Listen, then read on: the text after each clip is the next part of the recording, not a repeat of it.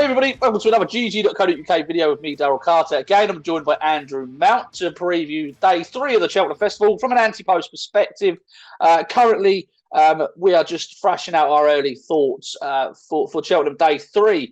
We do have a preview coming up, a full preview of the whole Cheltenham Festival. That will be on Wednesday, the 10th of March, so keep an eye out for that. A big thank you to SBK for sponsoring this video. There is a £20 risk-free bet in the link below. You get your money back as cash if it fails to win. If you fancy that on any of the selections, do click the link below.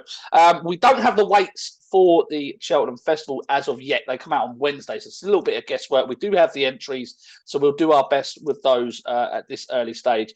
Now, before we get started, we do unfortunately need to touch on an issue that has circulated on social media, the photo of Gordon Elliott sitting on what is a dead horse.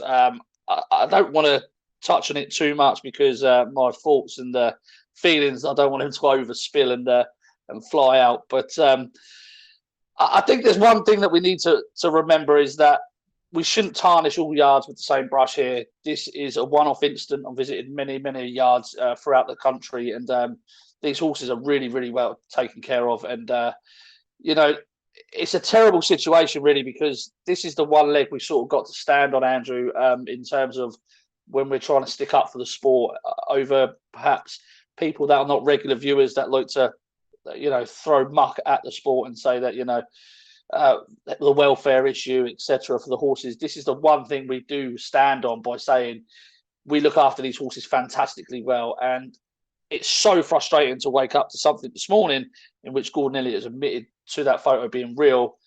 It just paints the sport in a terrible light, and it's such a shame. What are you thinking, mate, about this? Yeah, when the photo first emerged, you know, a lot of people took to social media to defend it, saying it looks photoshopped, it surely can't be real. And you know, sadly, it is now. And the obvious, you know, thing to point out is that he's clearly a man of limited intelligence with extremely poor taste, and he's going to be punished for this, no doubt, and deservedly so. But the question for us looking at the Cheltenham Festival, which almost seems trivial by comparison now, is what's going to happen to the horses under his care. And you know, you don't want to see people lose their jobs, but there's a chance that his stable staff might you know, do so. What's going to happen to his yard? If he was basically a racehorse trainer, a bit like a football manager, is almost like the equivalent of the CEO of an organisation, and they have an incredible responsibility. And were he, you know, the CEO of a stock market listed company, he'd have been sacked already, and somebody else would have taken over. So what's going to happen to him? Will his owners move their horses elsewhere? Will they install an assistant trainer to run his horses from now on? And Gordon Elliott step down, as he surely will. Now, I can't imagine we're going to see him anywhere near a racehorse, a training yard for you know, years rather than months. But as regards to the Cheltenham Festival and this video, there's a big question mark over the participation now of Gordon Elliott runners, and you know, will they appear under his name? Will they appear under somebody else's name, but trained in what is still his yard, or will they rock up for other trainers? Or be declared non-runners. So it's yeah, it's a real minefield, isn't it? Discussing next week's Cheltenham Festival now with this awful news we've seen in the last couple of days. Yeah, exactly. I don't want to dwell on it too much. We'll move straight on to the races. But you know, if there's one thing that I'd like, I suppose, a viewer who's just tuning in for the first time to know is that these horses are genuinely really well cared for all over the country. The lasses and lads that do the stable jobs are doing a fantastic job, and please don't tarnish those with the same brush as the Gordon Elliott yard. But right, moving on from that, Andrew, we're going to start with the Marsh Novice Chase, the 120 at Cheltenham, and Envoy Allen is heading the market here, and Ergamine is in at second fav, likely to go for the Arkle. Then we've got Monkfish in at third fav at 6-1-ish. Shamblue, Sporting John, Chantry House, All Art, and Bigger the rest. I'm not a huge Envoy Allen fan, I've got to admit, and I know a lot of people are going to probably say, how the hell can I say that? But this 3 chase runs today, he's not produced any next time out winners. I know he's done it very easily. He's not broke any records on the speed figures side of things. That's for sure. I thought he looked a little bit beatable with his last starts at Punchestown.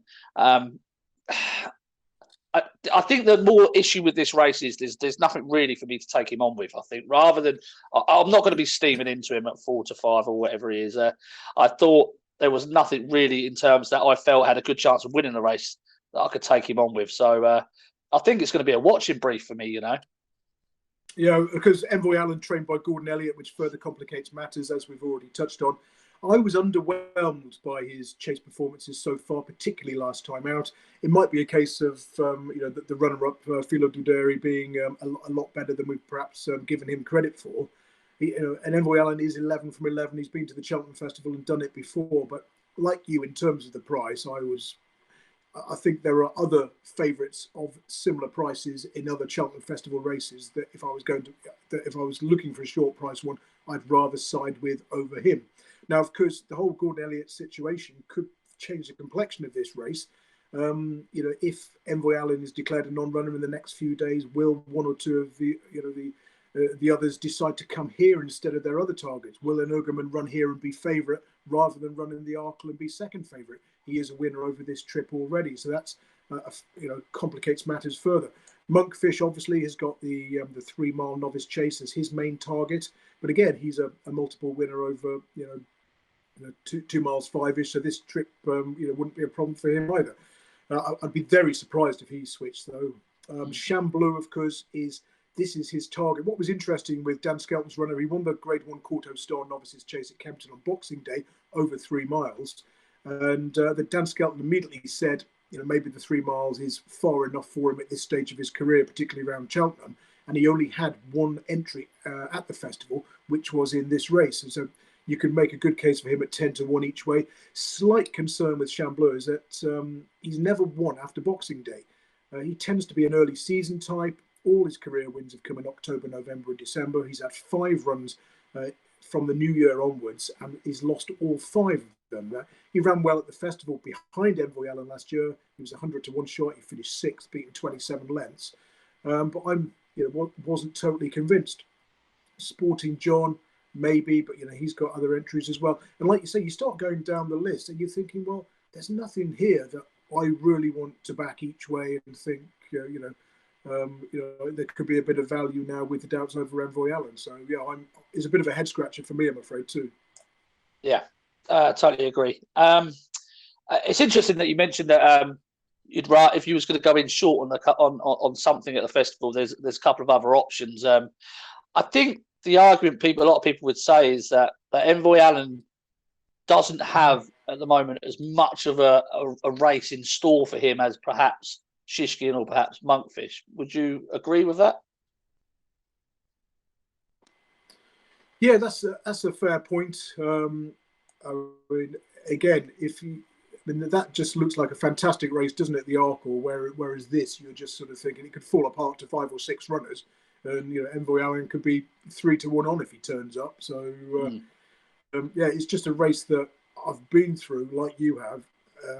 I've given sort of second and third looks to so many of the participants, but I still can't find one I want to bet on. Yeah, exactly the same here. And I was desperate to try and take him on this year as well.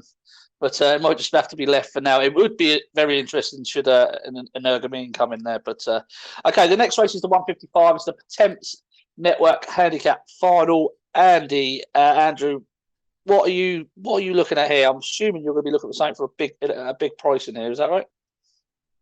Yeah, well, I did this as a preview for GG.CO.UK. We split the 28 races between us, 14 each. I got this one. It's a race I like. Traditionally, you're looking for a horse aged 8 or younger. You're looking for a horse who generally is ridden from off the pace. Big field, they tend to go a little bit too quick and set it up for a closer. And it's been a race for the Irish in recent years. They've won the last 5 runnings. Gordon Elliott's won the last 3. I actually, in my Ante-Post preview, tipped the Boss's Oscar, thinking he could be the one from that yard this year. Champagne Platinum for Nicky Henderson was a big eye catcher in the qualifier last time, and is probably the best of one of the best of the British. But the one I like, and I'm going to suggest as an each way bet, 33-1 in a place, I think, is Honest Vic for Henry Daly. Now, this is a horse who's often gone well fresh. He was a winner first time out this season at Cheltenham on the old course, and because this race is run on the new course. And since then, it's been a bit of an odd campaign because he was upped in class to the long distance hurdle, taking on Thyme Hill, Paisley Park, McFabulous, and what was a fantastic renewal.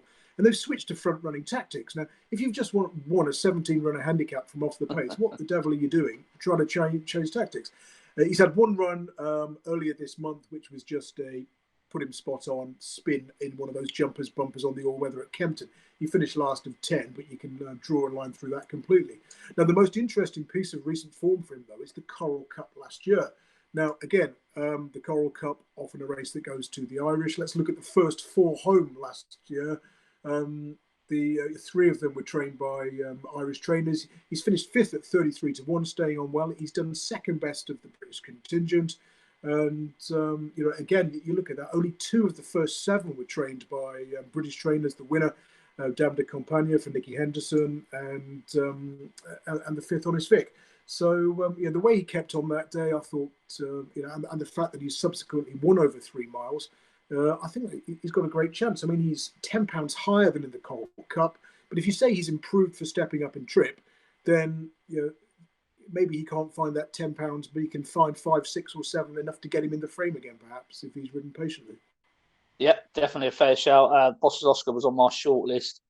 Mark of 151, I think he got when he was entered up Musselburgh, one of the meetings earlier last month. Whether that will be too high or not, I'm not entirely sure. There's been 28 runners in the last 10 years that have ran in this race that have been rated higher than 145. 8 finished in the first 3, and 3 winners: Side of Breuil, Fingal Bay, and Presenting Percy. So I think if you're rated higher than 145 and you're winning this, you're going to have to be a useful horse. And he's very unexposed at that 3-mile trip. And that I watched that Coral Cup back as well last year, and I thought, my God, the way he stayed on. I mean, he'd never really travelled that day. He was out the back of the field. But the way he relished that hill, it was really eye-catching. He's a young horse, progressive horse, of course. The other one I was quite keen on was Imperial Alcazar. The issue I've got with Imperial Alcazar is that I need to now see him improve, because he's not done enough for me to think that he can leave this mark 147 behind. I backed him earlier in the year. I'm quite happy with my punt on him at a double figure price, but I need to see him improve. Short enough now, isn't he? 8-1 or thereabouts. Yeah, he is. Would I be going in now? No, I wouldn't be going in now. I think he's been crying out for this 3-mile trip all last year as a novice, behind the likes of Protectorate, etc. He's got some useful form, but again, I just need to see him take that next step forward, and he could well do that in here. He's very consistent when he outside of his seasonal debuts. He tends to need his first run. Since then, 6 runs, 3 wins, 3 places. Obviously, he won the Warwick qualifier on heavy ground. It's just a case, if we get a dry spell now between now and the 18th of March, it could be a little bit too quick for him, I thought. And that improvement does seem to have come on deep midwinter ground, and he might not be able to transfer that through to spring ground, assuming it's sort of good to soft, even good by post time. So if you're on at double figures, fair play to you, but I would just worry now of being asked to take 8-1 or thereabouts. One other one worth mentioning on your top weight stats is Third Wind. Traditionally as well, this is a race where the top 2 in the weights have done well. Horses who've won last time out have done well. Now, if you just looked in the last 10 years at the top 2 in the weights who won last time out, I think it's something like sort of 10 horses. 2 of those have won and 4 have finished in the frame, often at big prices. So Third Wind would be interesting, I thought, if coming here instead of going for the Stairs Hurdle. So that he's 20-1 for this or thereabouts. So I wouldn't put you off sticking him in your place pot or having a couple of quid each way if he does divert here instead. Yeah, he's a big price. Just one more I just want to throw out there. He's another big price as well. And I'm not sure he should be as big as he is in comparison to Imperial Alcazar. That's a horse called Common Teddy. Can I see him winning this? Maybe not. Can I see him in the first 5 home? Yes, definitely. If you go back to his run when he beat on the blind side at Cheltenham in the City Post handicap, that's some real solid form. That's worked out quite well, that run, and he clocked some useful figures from 3 out to the finish. He was held up at the rear of the field. It was his just his second or third run over 3 miles. He's unexposed at this sort of trip. And when he was beaten by Imperial Alcazar at Warwick, he was coming around the home bend and he just got short of room. He got clipped on heels, had to fall back, circle the field and come again. So I thought he was better than the bare result there. Come on, Teddy. He's off the same mark here of 134 and obviously £9 better off with Imperial Alcazar. So I just thought he was worth a mention with that course form. So Come On Teddy is worth a shout.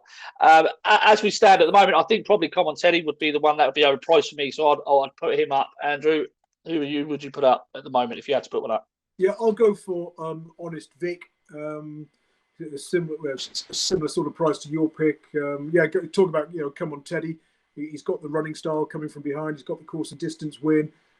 He seems to handle good to soft as well as soft ground. So yeah, certainly wouldn't put you off. And Tom George is hitting form at the right time, of course. Yes. Okay, moving on to the 230, the Ryanair Chase. This is a race I think a lot of people, as well as myself, have been back and forward with a few runners, and I think it's a very, very competitive race. I must admit, I do think that the Marsh from last year could be one of the key trials for this race. It normally is over the years. Same with the Champion Chase for those horses stepping up and trip. I flitted back and forward. I've landed on Melon. Always the bridesmaid, never the bride. But it was the same sort of scenario last year with Min. I felt it was Min's turn to win. I feel it's Melon's turn to win at the festival this year.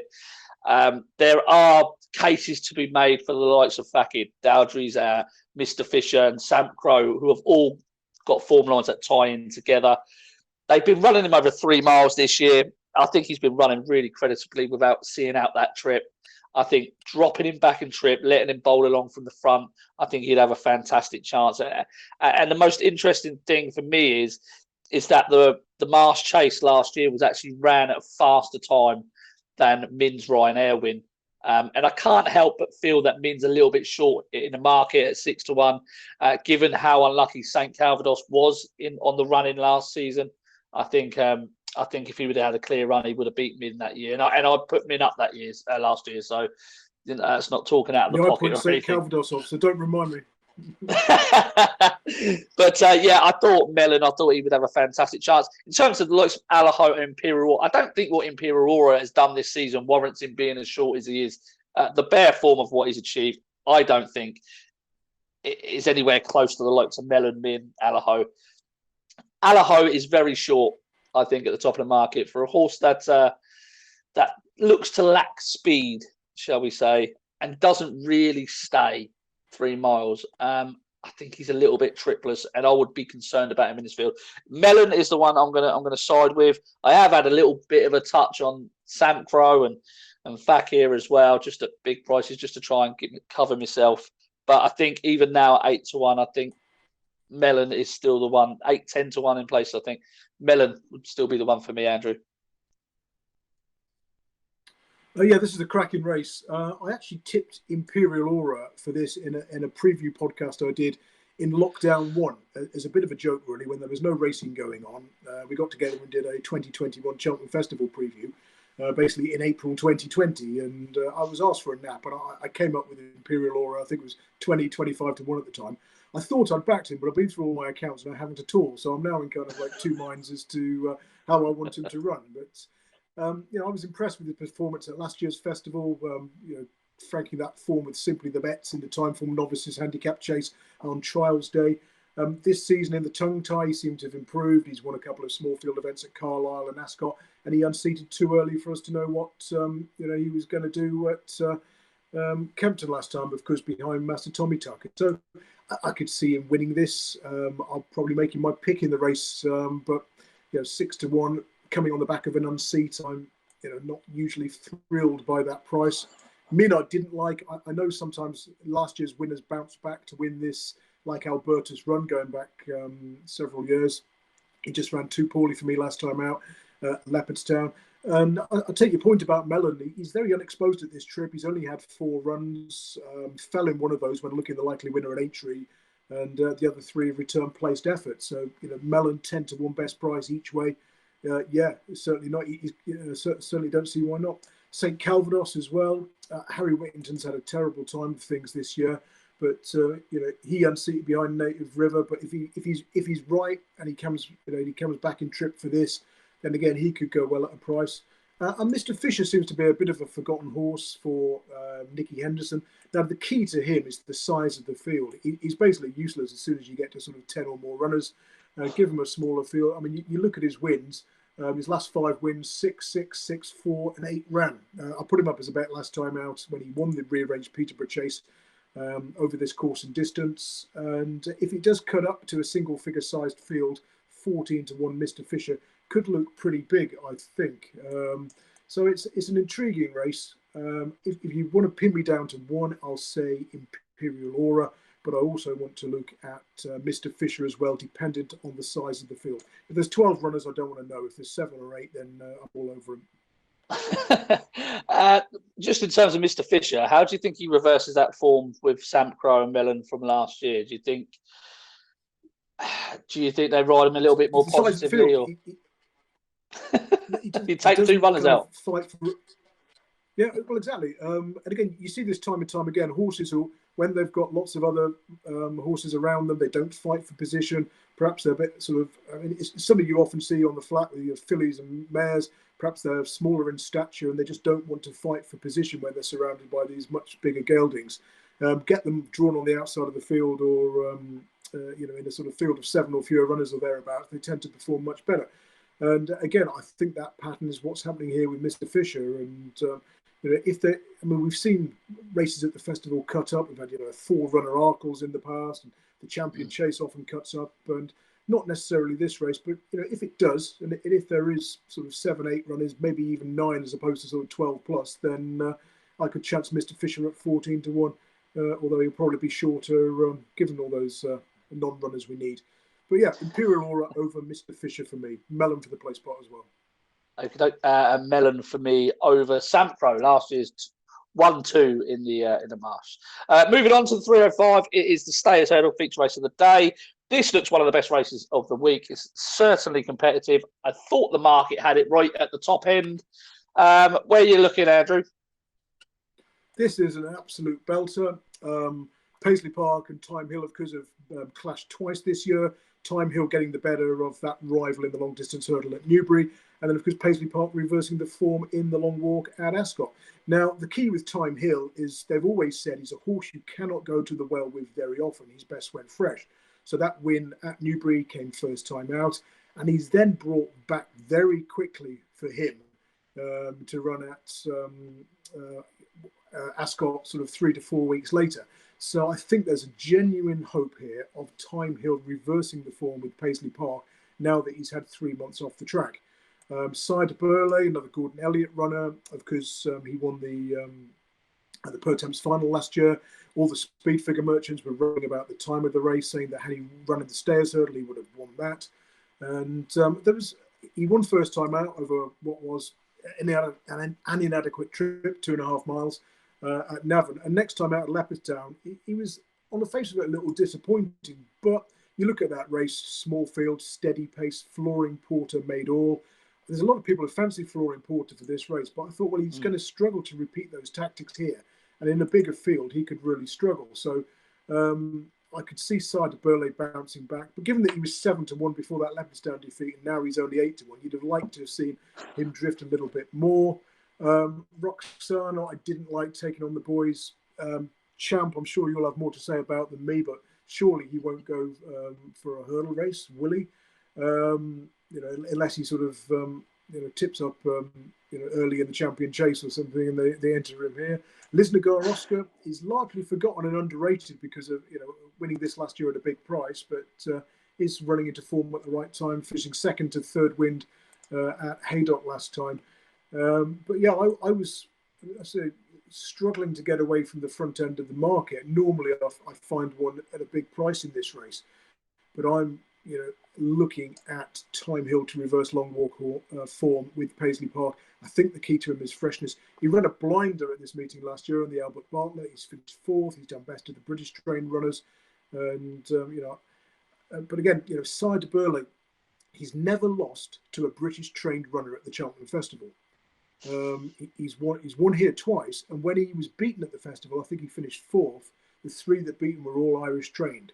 So if he does get beat by Paisley Park and Thyme Hill, it will be the first time the Brits have got a verdict over the Irish trained Cider Burley. So yeah, Thyme Hill I liked, Cider Burley I liked, Paisley Park I have a great deal of respect for connections, but I think at 3-1 I can take him on.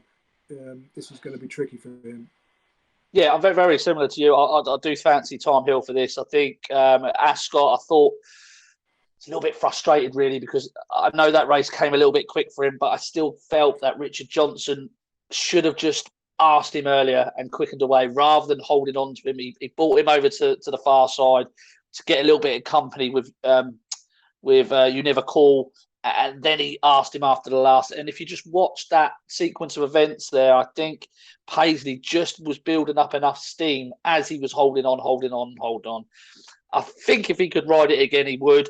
I think in the Albert Bartlett last year, he was very unlucky not to win. I think he's got a fantastic chance. I really do, Thyme Hill. I do like him. Just in terms of, and I want to bring this up just because a lot of people have been saying it. So I've heard a lot of pundits, etc., say that last year's Pertemps was faster than the Stayers last year. Now, the overall times were faster, but what you must remember is that at the 6th hurdle, Sire Burley was 26 lengths behind Lisnigar Oscar at the 6th hurdle. It wasn't until the second last and the finish line where Sire Burley made up the ground. Even at 3 out, he was still 12 lengths behind Lisnigar Oscar. So I just kind of felt that when a lot of people were saying, the Pertemps was run faster, so he should run. I think Sire Burley would have been taken off his feet in last year's Stayers because they went so hard thanks to Apple's Jade. I can sort of see a similar thing happening this year. Flooring Porter might be this year's Apple's Jade in terms of gun-hoing off the front end, because there's a few in here that like to be ridden prominently. Yeah. I think that real strong pace would definitely suit Thyme Hill. I think he wants to be delivered as late as possible. I think that might be a little bit of an undoing for Paisley, maybe as well. It's a very, very tricky race. I'm a big fan of Thyme Hill. I would be on Thyme Hill. Champ is definitely not going to go in here. He's going to go and win the Gold Cup. Champion Chase. What a load of nonsense. Okay, no, let's move on. The 340 is the Paddy Power Plate.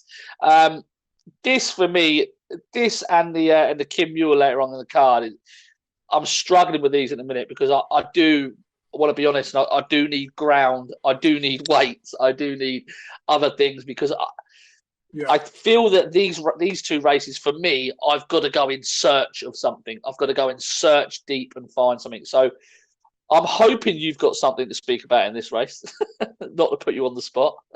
I've got even less than you. No, one thing to notice about this race is how well front runners have done in it in recent years. And you look at Spiritofthegames when he won it for Nick Williams, beating Janica into second.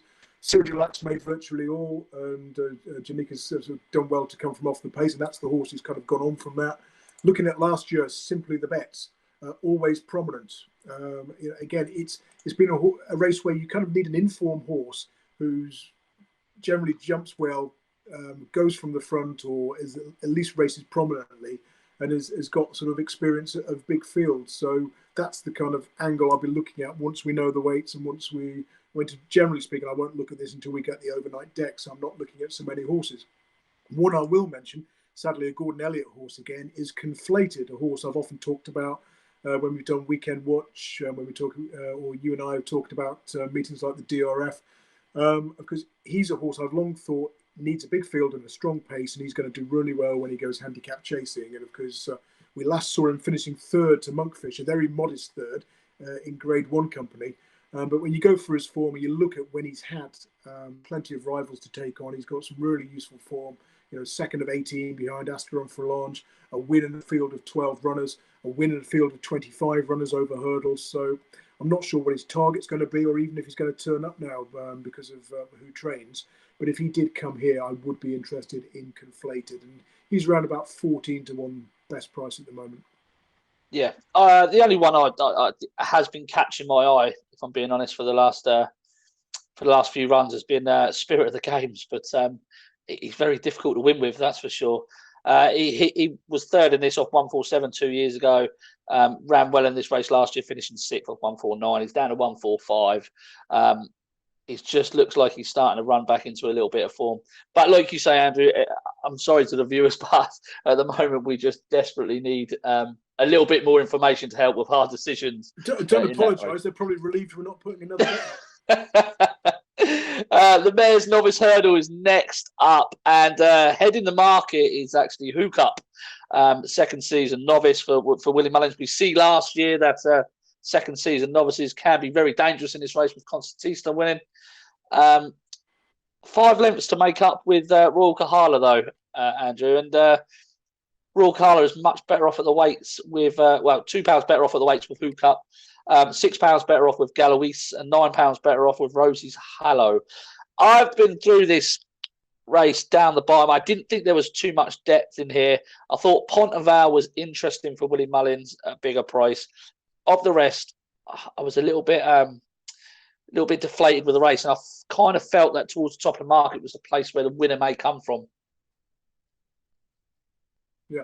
I agree with you in terms of top of the market. Obviously, in these kind of races, you're looking at Willie Mullins, you're looking at the ones who are likely to be sort of representing his yacht. But the interesting thing about all the mares' races, basically, is that the number of times we've had a big priced horse in the frame who's come from off the pace, often British trained. Now you look at this race last year, Rainer's World, incredibly difficult to win with.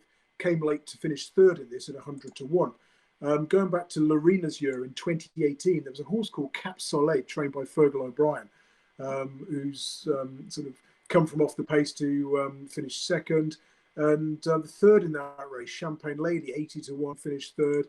So I tend to look at this race as a without the favourite kind of race on the day, or looking for something each way that connections are probably going to say, we can't win this race, we're not good enough to win it.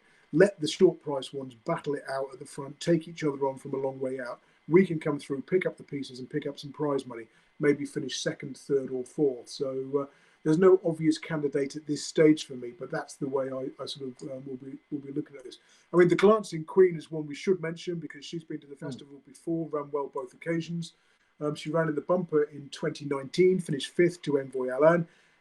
She's only one British horse has beaten her that day, and that was Thyme Hill, who was third.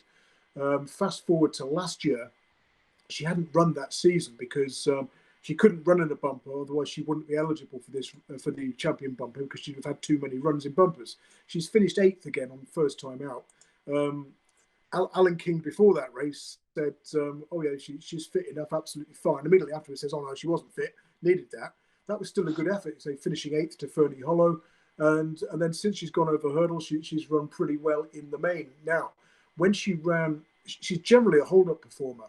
The number of times she's run well from the back of the field, but she's raced in the swamp. There was a bumper at Ascot, listed bumper before her first run of the champion bumper, where she finished third. She should have won, but Wayne Hutchinson had her around the inside. Similar story last time out at Exeter behind Wild About Oscar. You need to be wide. The inside rail's no good. Where's Tom Cannon got it in the swamp throughout? So she's been beaten at odds of even money. But I thought that was a run you could actually upgrade, and she won't have many friends for this race because of that. And I think she's around about 10 to 1, but that could look pretty big. She's going to be suited by the stronger pace here. A hold-up ride, please, is what she needs. And although Alan King hasn't had a hurdles winner at the festival since Medina's won the Coral Cup in 2013, he must have had about 140 runners over hurdles since then without scoring. So sorry to tell you that, Tritonic fans. But maybe the Glancing Queen could be one to side with each way here. But this is the race that I'll be doing a lot more study on once I know the final decks. Yeah, and what about Oscar? To be fair, is no mug himself, so he's definitely a 140 horse. So not bad form really at Exeter, even if she did get bogged down. Yeah, taking on her own sex again instead of the boys. Yeah, exactly. There, I can definitely see the case for the Glancing Queen. I really can. It remains to be seen how much depth is in this race. Hook Up, I'm not entirely sure. It was a good run at Leopardstown behind. Appreciate it. People have taken that, I think, and ran with that as the best form in the race. Perhaps it is, but she does have that 5 lengths to make up Royal Kahala. I was on Royal Kahala for this. I was a little bit disappointed last time, but now looking at the way the weights have turned out in terms of you got a penalty for this race if you won last time, and going back and watching the run with a different perspective, it kind of made me think like, were they racing, but were they intentionally not asking for maximum at the finish once the winner had gone by? Who knows? I think she's got more to come. So Royal Kahala would be the one I would be sitting with at the moment. The final race on day 3, of course, is the Kim Muir. Of course, we're going to mention there's going to be no amateur jockeys at the festival this year, so that's going to cut away a few people's angles in terms of the big 3 to be on. But Andrew, again, like I mentioned earlier, it's a race for me that I'm just steering clear of at the moment. I do like horses that have run in the race last year, so I was looking at the likes of Bob Marler, etc. But for me at the moment, it's a minefield. Yeah, I have a similar view to this as you do. I mean, traditionally, it was a race where the Irish wouldn't have many runners, or certainly very few winners, a bit like the Ultima. Things have changed in recent years. They've done a lot better. It used to be one where you just, you could back outsiders were likely to be ridden patiently. The amateurs would go off too quick, and somebody would come out of the clouds and win it. I think it's sort of maximised going back many years.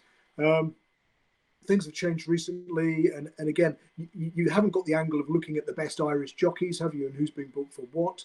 Although we have had a front runner win this recently, it still generally goes to hold up horses. But then, of course, you're going to have professional jockeys, so they might not be quite gung ho and let the occasion get to them as well. There's no crowd, of course, and no Cheltenham roar, so that could calm things down a little bit. Talking about previous renewals, you've got the wonderful Kilfillan Cross, of course, who's placed in this for the last 2 years.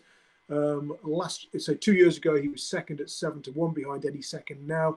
And last year, second beaten less than 2 lengths at 8-1. He's not been in the same form this time around. We haven't seen him since pulling up in December. But he is a 25-1 shot, so it wouldn't be beyond the realms of possibility that Henry Oliver's 10-year-old gets into the frame here. But like you, I'm very much looking to see the weights, see the final declarations, and have a closer look at this nearer the time. Yeah, I just thought it'd be worth mentioning. Irish have saddled 8 favourites in the last 17, and all were beaten. So just for those of you that I know, there's a lot of people that like Runwild Fred at the top of the market there. So just thought that was one horse I will mention. Well, one horse I'll mention quickly, who I would back if he runs here, is Breuil for Ben Pauling. A horse who always seems to go off favourite or near enough every time he runs. My theory, which I think I've explained before, is that he's best in the spring. Won twice in November, but one of those he was 9-1 on in a match. The other one was 5 years ago in a Mickey Mouse race at Sedgefield. Since then, his wins have come in March, April, and May. He improves with some sun on his back. He improves for better ground. He was, favourite again when a 27-length fourth in a race at Musselburgh last time. But again, another race run in the mud. So he's won at the festival before. He's got multiple options. I think he's in 3 different races. So he's in the Grand National as well. He's in the Midlands National. He's in the Kim Muir, and he's in the Cross Country Chase. So I've no idea what the plan is. But if he runs in the Kim Muir, I'd certainly want to back him each way. So I'll put up Breuil now as my pick in the race, tentative. I guess if you can get on non-runner, no bet, there's very little downside to backing him because if he turns up here, he's going to be shorter than the current 16-1. If he doesn't run, you get your money back. But if you are backing him, make sure it's non-runner, no bet. I was going to stick up Plan of Attack. I thought I'm more interested to see Plan of Attack's handicap mark after a good fourth in this race last year. He's been a little bit below par since then, pulled up next twice, but he did catch the eye at Leopardstown at Christmas, or just after Christmas, behind Castlebourne West. That was quite a good race for the grade. I think this is going to be the plan to come here again, so keep an eye out for his handicap, Mark. Jerry's back is in here, Andrew. I can't muster the enthusiasm to back him anymore. Yeah, we saw him at Ascot, didn't we, when the owner had, I think, 4 runners in the race. This was a couple of weeks ago, and of course, the old boy Regal Encore very nearly won the race, the 13-year-old. Yeah, pulled up behind Captain Chaos, jumping went to pot. It's a leap of faith, isn't it, to back him for a race of this nature. But I'm going to have a £2 bet on him on the day on the side, Andrew, if he's running, because I'll be damned if he goes off at 20-1 and beats my selection coming up the hill. But that's not a tip. Just leave Jerry's back, I think. But that rounds off day 3. Like I say, we've got a full preview coming up for GG.CO.UK on Wednesday, the 10th of March.